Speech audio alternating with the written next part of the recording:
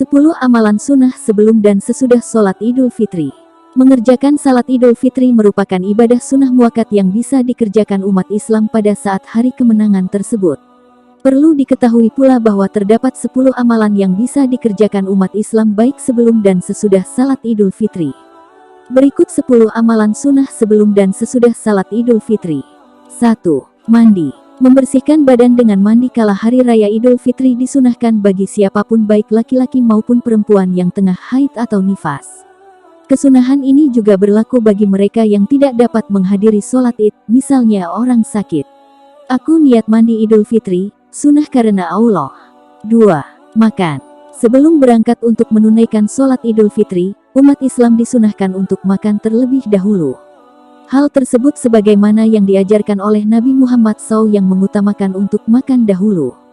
Bahkan meninggalkan anjuran makan sebelum sholat Id hukumnya makruh. 3. Menghidupkan malam Id dengan beribadah.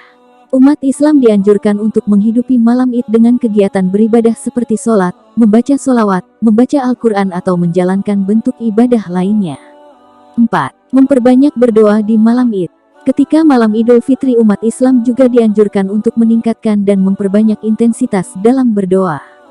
Karena momen tersebut merupakan waktu yang tepat untuk berdoa sebagaimana akan terkabulnya doa di malam Jumat, 2 malam awal bulan Rajab, malam Idul Adha dan malam Nisfu Sya'ban. 5. Memperbanyak membaca takbir. Membaca takbir merupakan salah satu bentuk syiar yang diidentikan dengan malam Idul Fitri. 6. Berjalan kaki menuju tempat sholat Id.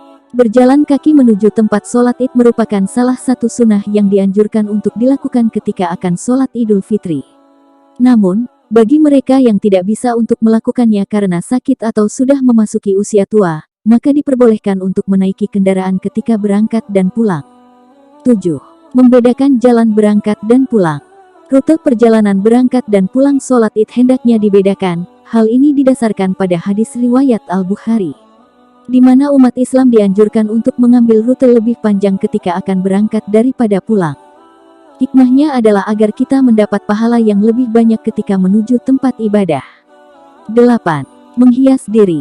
Ketika hari raya Idul Fitri umat Islam dianjurkan untuk menghias diri sebaik mungkin supaya penampilan dapat terlihat menarik.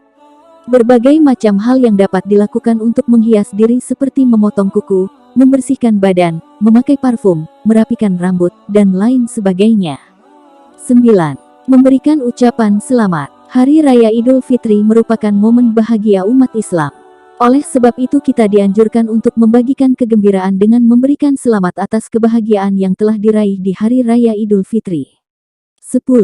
Mengenakan pakaian terbaik. Sunnah terakhir yang dapat umat Islam lakukan adalah dengan mengenakan pakaian terbaik ketika Hari Raya Idul Fitri. Hal tersebut didasarkan pada hadis riwayat Ja'far bin Muhammad dari ayahnya, bahwasannya Nabi SAW memakai pakaian terbagus setiap kali Hari Raya. Hadis riwayat Ahmad.